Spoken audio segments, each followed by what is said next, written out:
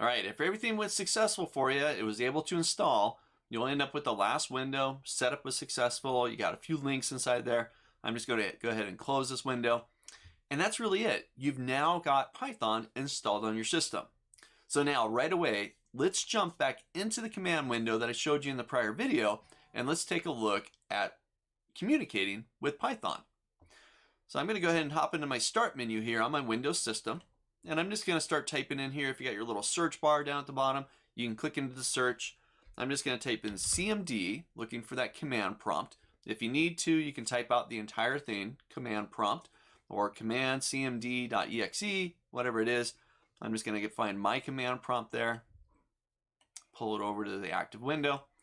All right, so now we saw this just a moment ago, and I tried typing in a reference to Python, but it couldn't find it because I didn't have it installed yet, and it wasn't a part of the path.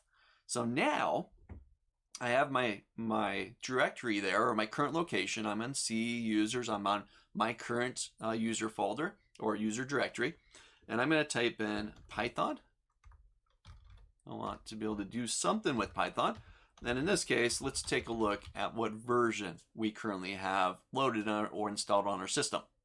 So just Python space hyphen hyphen version. I'll hit my enter key, and there we go. I got Python 3.7.0. Sound familiar?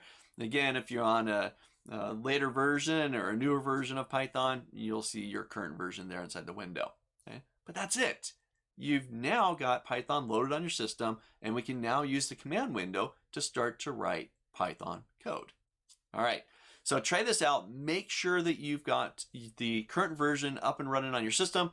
If you get back an error, make sure you went through the installation steps. You checked all those boxes. Make sure you had the box for add Python to your path. If you're getting an error, jump into the Q&A section of the course.